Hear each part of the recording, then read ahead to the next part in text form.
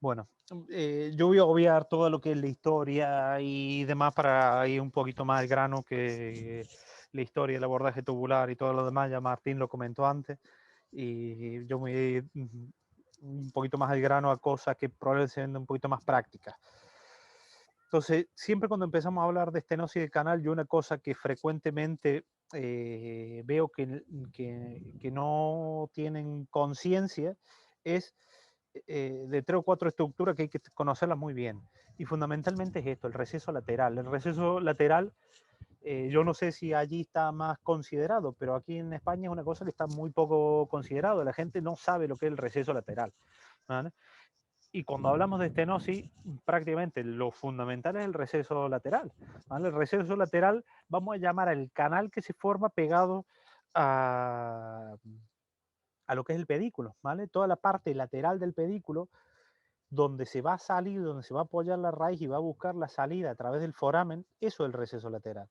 Esta imagen es muy bonita, es una imagen que me gusta mucho, ¿vale? Que ahí se ve perfectamente cómo está ocupado el receso lateral.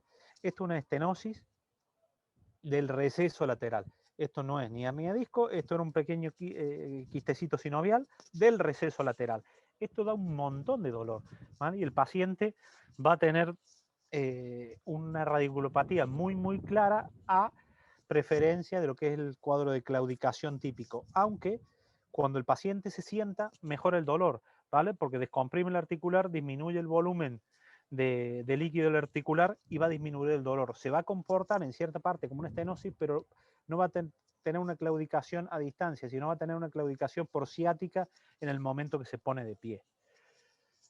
Cuando nosotros vamos a plantear un abordaje tubular mínimo invasivo, lo fundamental es que veamos el ligamento amarillo, ¿vale? Por ejemplo, este enfermo, si vemos, tiene un ligamento amarillo muy pequeñito y nosotros vamos a tener que fresar mucho sobre el ligamento. Por lo tanto, mientras el ligamento sea fino, es una cosa que hay que estar preparado para ello, porque es más fácil romperlo, ¿vale? Entonces, siempre hay que observar el ligamento amarillo cuando vamos a tratar una estenosis, ¿vale? O una estenosis del receso lateral. Esta es una estenosis del receso lateral perfectamente, pero aquí, digamos, el ligamento es muy pequeñito. Otro, digamos, aspecto a tomar siempre en cuenta es la hipertrofia de facetas, ¿vale? La hipertrofia de facetas también va a colaborar a hacer la estenosis del receso lateral. La faceta, cuando se hipertrofia, lo primero que cierra es el receso lateral. Entonces, cualquier hipertrofia facetaria me puede llegar a comprimir la raíz. Y es una cosa que hay que verla, porque normalmente nos vamos a sacar ligamento abajo y nos olvidamos que también tenemos estenosis que están en la parte más alta, ¿vale?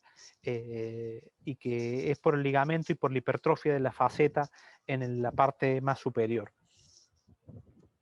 Tenemos también otra cosa a tomar en cuenta, las estenosis mixtas, ¿vale? Que vienen por parte del disco y parte por ligamento, ¿vale? Que también van a cerrar fundamentalmente lo que es el receso lateral. Una consideración particular que tenemos que tener son las listesis, ¿vale? Que el paciente tenga una listesis no quiere decir que sea una columna inestable o que tenga una inestabilidad segmentaria en ese punto. Hay listesis que nosotros le hacemos una dinámica al enfermo y no se mueve. Por lo tanto, una listesis no significa inestabilidad. Y eso es otra cosa que nosotros tenemos que tener en cuenta a la hora de hacer este tipo de abordaje. En clasificación de la estenosis, me puse a ver por curiosidad, digo, cogí un artículo que hablaba de clasificaciones de las estenosis y demás, y había 8 o 9 clasificaciones diferentes de estenosis y canal.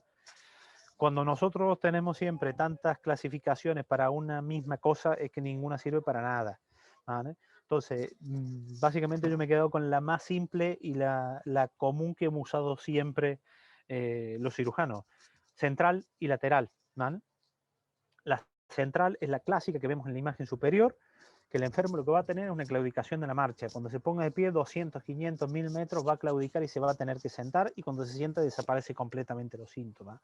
En cambio, las laterales, lo que hablaba antes, volvemos a lo mismo.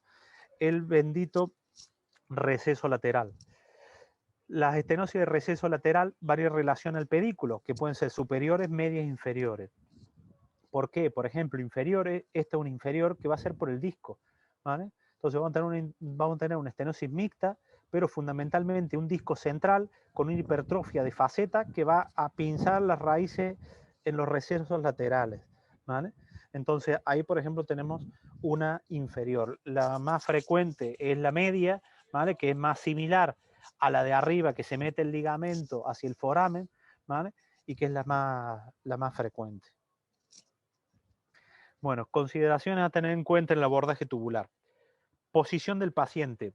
Lo que mostraba Martín, que no tenían mesa para ponerlo en genupectoral en el enfermo.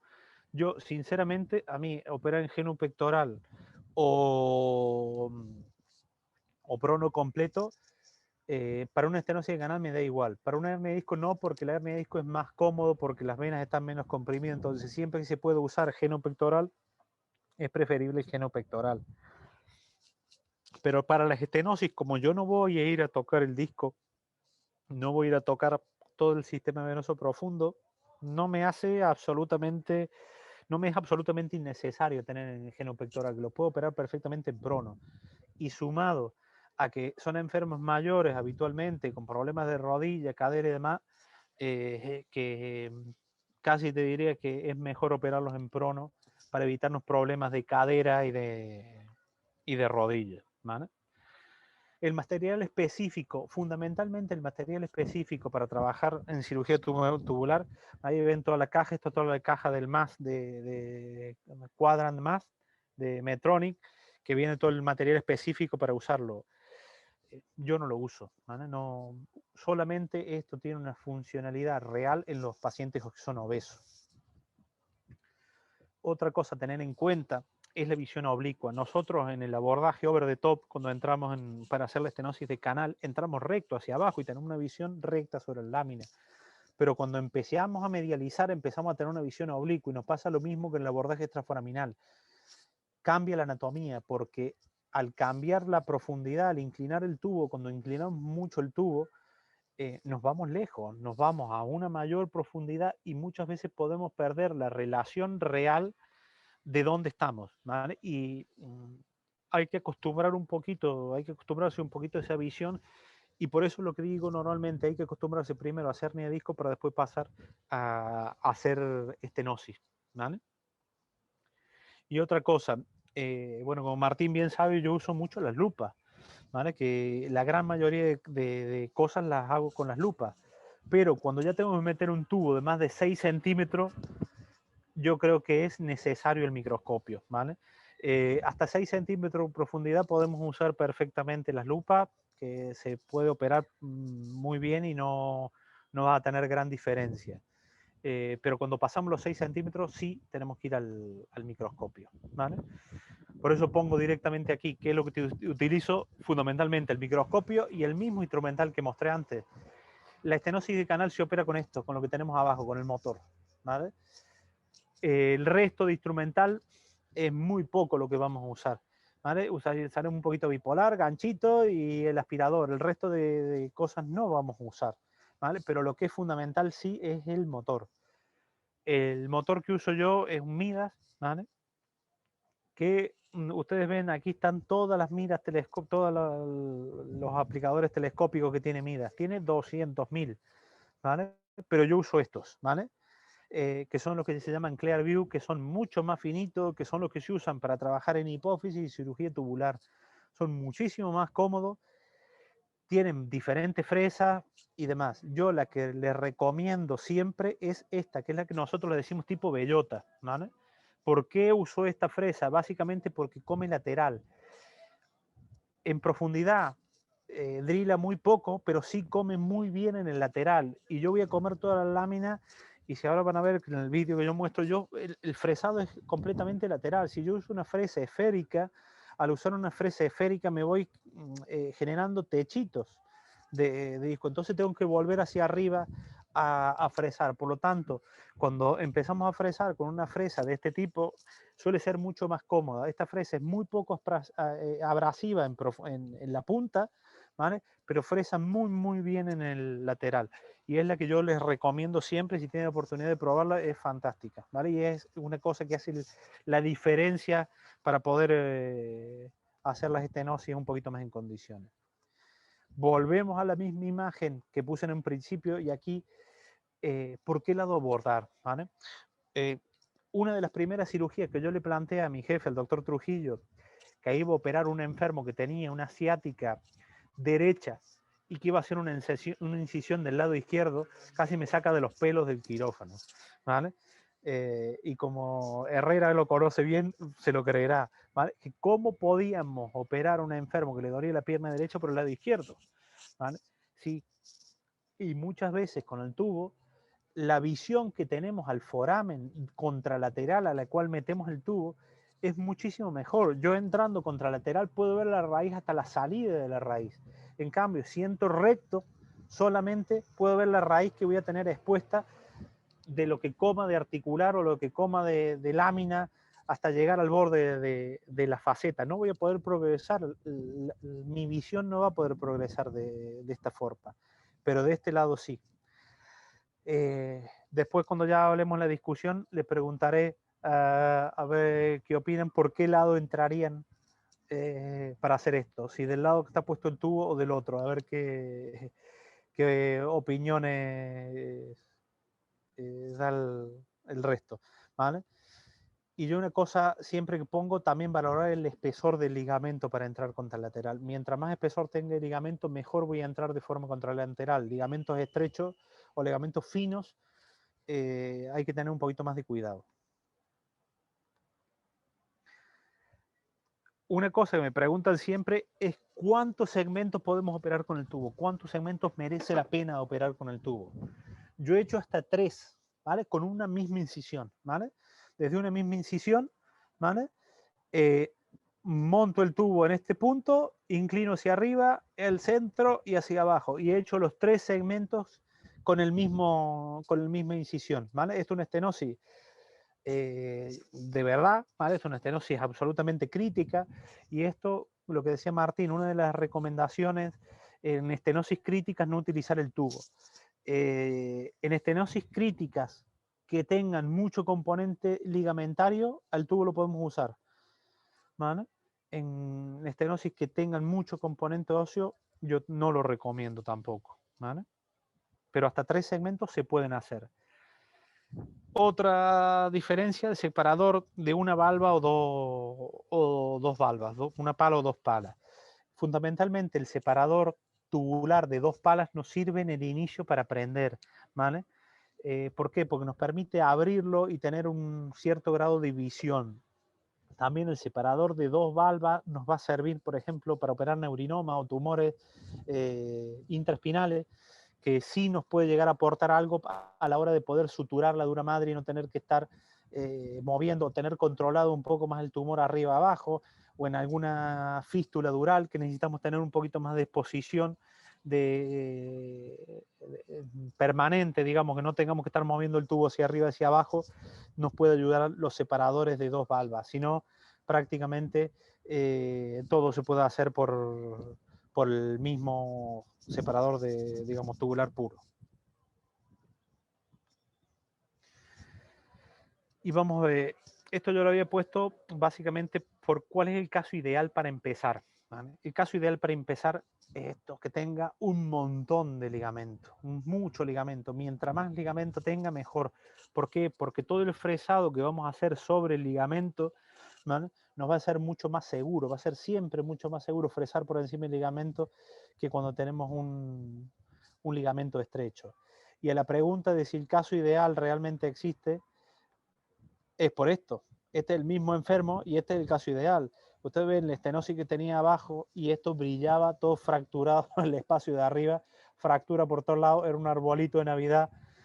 O sea que el caso ideal, aunque uno lo vea de inicio, que puede ser realmente el caso perfecto, ojo, porque no todo lo que brilla es oro.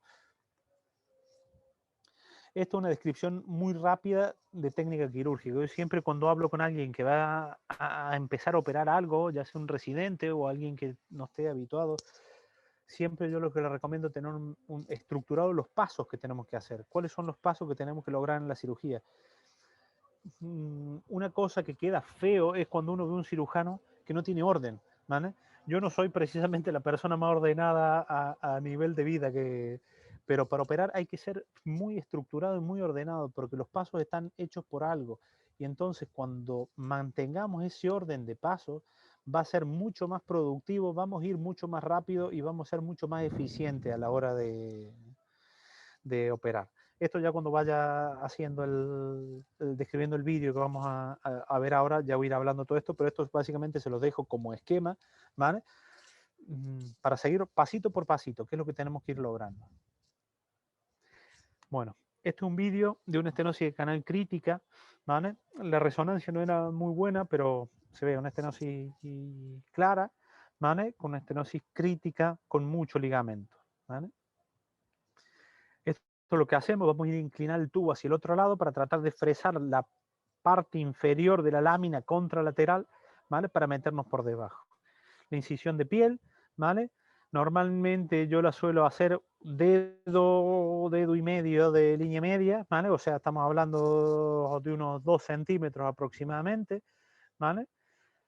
Y lo que decía siempre antes, los tubos se enroscan, no se apuñala al enfermo. Los casos que hay de que nos pasemos con el tubo hacia adentro es porque apuñalamos al enfermo. Y también no cuesta nada meter un poquito el bisturí un poquito más al fondo y abrir la fascia. Eso nos facilita muchísimo meter los tubos y no tenemos que hacer tantísima fuerza, ¿vale? Yo lo que suelo hacer, suelo meter el tubo, palpo la lámina, me desplazo por la lámina hacia abajo y ya una vez que me desplazo por la lámina, vuelvo hacia atrás y ya caigo en el amarillo.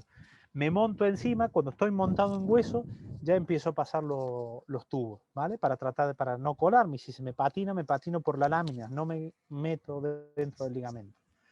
Y vamos a ver, en una estenosis, ya de por sí que el espacio es estrecho, es difícil colarse. Bueno, ahí ven, ya tengo expuesto la lámina. En la parte superior tenemos el nacimiento de la espinosa, ¿vale? Y de ahí empezamos la fiesta del motor. Vamos inclinando, exponemos bien la espinosa, ahí es para mostrar un poquito cómo se mueve el tubo, y yo siempre empiezo fresando la base de la espinosa, ¿vale? Nosotros lo que tenemos que buscar siempre es fresar sobre huesos blandos, ¿vale? Nosotros no fresamos sobre cortical, la única cortical que vamos a comer es la de inicio de la lámina, ¿vale? Y después todo lo que sea cortical, digamos, no lo tenemos que fresar. Entonces, nosotros vamos a ir viendo ahí todas las trabéculas de lo que es el hueso esponjoso y ahí es donde nos tenemos que ir. Nosotros tenemos que ir fresando hueso esponjoso, ¿vale? Empiezo por medial siempre para marcar la línea media, porque cuando yo empiezo fresando hacia medial, ya empiezo a hacer, si ustedes ven ahí que hago como un techito, ¿vale? Como un tejadito, ¿vale? La idea de esto es tratar de hacer un tejado de cortical de las dos láminas. O sea, yo voy a fresar lámina por arriba, lámina por debajo y haciendo completamente un tejadito. Me voy a ir a lateral, ¿vale? Me hago mi ventanita de trabajo y una vez que ya tengo fresca la lámina, empiezo a inclinarme. Me voy inclinando cada vez más hacia medial, ¿vale? Para tratar de pasar hacia el otro lado. Esto al principio cuesta un poquito, ¿vale? Y acojona un poquito. Si ustedes ven ahí, inclinamos más, me voy a la base de la espinosa, freso la base de la espinosa para pasarme al otro lado, ¿vale? Si ustedes ven ahí, ya se ve como una pequeña cresta aquí, ¿vale? Que ya se empieza a ver esa pequeña cresta que yo voy haciendo porque voy fresando todo el hueso blando, ¿vale? Y voy haciendo un tejadito. Al principio, cuando empezamos a fresar, que fresamos más allá del horizonte, ¿vale? Da un poco de miedo, es decir, no me voy a meter en el pedículo está lejísimo, ¿vale? Es muy difícil meterse en el pedículo y aparte siempre vamos a caer en el ligamento, no nos vamos a meter nunca el pedículo sin antes. Ahí se ve perfectamente cómo queda fresado la línea media, ¿vale? Lámina de un lado, lámina del otro. Ahí hago un poquito más de espacio y me sigo yendo con el motor hacia afuera. Hay que perder el miedo al motor, ¿vale? El motor tiene que ser para que sea más rápido. Ahí con la fresa hago un pequeño orificio, ¿vale? Y ya tengo ligamento en la parte medial, empiezo a comer toda la cascarita de hueso de la parte medial y ya tengo todo el ligamento. El ligamento es nuestro amigo, yo puedo fresar encima del ligamento. Más de una vez meto la fresa, ahí ya estamos en el receso lateral contralateral, ¿vale? Como esta enfermo tenía mucho ligamento, me es más fácil, pero yo puedo meter la fresa hasta el fondo, porque yo tengo ligamento. Mientras yo tengo ligamento, puedo fresar perfectamente, porque me es más fácil fresarlo que comerlo con Kerrison. Yo todo el margen lateral lo puedo fresar, ¿vale? Prácticamente casi llego a desinsertar el ligamento. Y de vuelta, lo mismo que las hernias que les decía, el ligamento amarillo en medio está abierto. Lo que voy a buscar es ese punto para separarlo, abrir y empezar a comer el ligamento amarillo hipertrófico, ¿vale? Siempre la Kerrison como de medial al lateral, nunca comer hacia abajo derecho o hacia arriba, ¿vale? Es una cosa que a mí me da fiebre, que es lo que digo siempre. La Kerrison no se debe usar nunca en contra del saco, siempre hacia afuera del saco, hacia arriba, hacia abajo, hacia afuera, pero nunca medial, ¿vale? Porque la probabilidad de que le peguemos un pellizco a la dura son altísimas, ¿vale?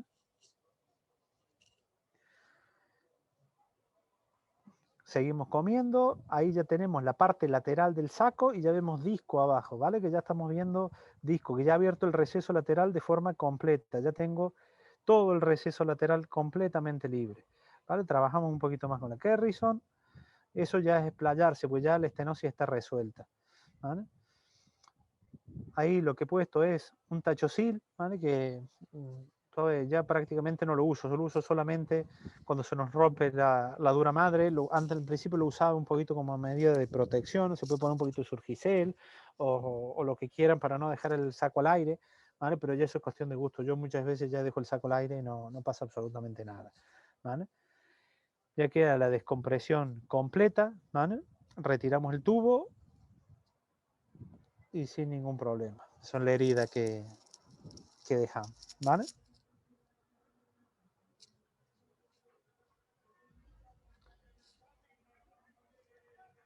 Seguimos con...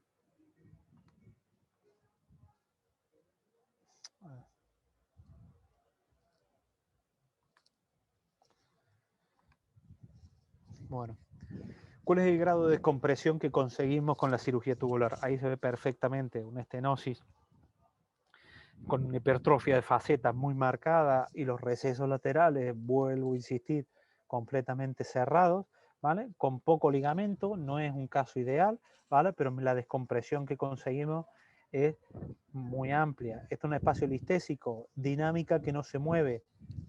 Sin ningún problema podemos comer la lámina de forma lateral y no desestabilizamos al paciente. Otro caso, obesa de más de 10 centímetros de panículo adiposo en ese segmento, una estenosis crítica con ligamento, caso bueno, pero por profundidad no, ¿vale? Y es la estenosis que conseguimos. Esto es la resonancia que está todavía un poquito al mes, creo que fue de la cirugía, ¿vale? Está un poquito con líquido la articular. ¿Qué hacer o qué no hacer con cuidado? ¿Vale? Esto es una de las cosas que uno lo primero que debe aprender hasta dónde meterse, ¿vale? Esto viene en función de la experiencia que vayan teniendo también. Cosa que no recomiendo hacer es esto, que es lo que hablamos al principio. Estenosis de canal con mucho hueso, crítica, con muy poquito ligamento, no es necesario hacerlo por esto. Es un riesgo innecesario porque aquí nos podemos meter en un lío sin necesidad, ¿vale? Esto es lo mismo, pero tiene más ligamento, pero esta no tenía mucho ligamento, ¿vale? Por lo tanto, dos segmentos súper estenóticos, recomendación de no hacerlo por tubo y hacer cirugía abierta. Esto es otra cosa, resonancias de esta calidad. Hay cosas que no son aceptables, no se puede operar a un enfermo con una resonancia así. Aquí no vemos nada, ¿vale? El enfermo se tiene que hacer otra resonancia y operarse. Si no hay manera, es lo que hay, pero no es recomendable meterse en una cirugía y menos que uno no controla del todo con una resonancia de este tipo porque no vemos nada, ¿vale? Este paciente es, por ejemplo, estenosis, ¿vale? Una estenosis con listesis similar a la anterior, pero cuando yo veo esto, que aumento del volumen de líquido en las dos articulares, ojo, porque esto puede ser un segmento inestable, ¿vale? Cuando nosotros vemos esta imagen con aumento de líquido en las dos articulares en un segmento listésico, hacer dinámica, ¿vale?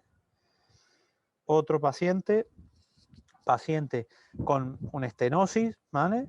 Una estenosis marcada, con un fragmento, con un quistecito sinovial, pero si yo veo el grado de, digamos, el espesor del ligamento es mínimo, ¿vale? Tiene una estenosis de receso lateral muy importante, por lo tanto voy a tener que descomprimir los dos lados y con un ligamento muy estrechito.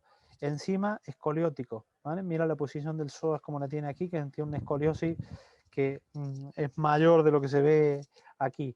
Esto sí, hay que tener experiencia, hay que tener cuidado para hacer esto, ¿vale? Porque con un ligamento tan fino podemos tener problemas. Otro paciente, estenosis foraminal bilateral con listesis y tiene un articular solamente con algo de líquido, ¿vale? Paciente 77 años.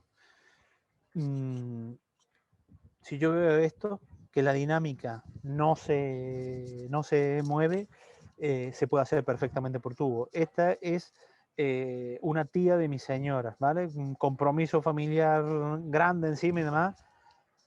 No se mueve, se puede hacer perfectamente por el tubo y podemos, ¿vale?, hacer una descompresión foraminal sin plantarle con 77 años una artrodesis a esta mujer, que eso no va a fusionar en la vida.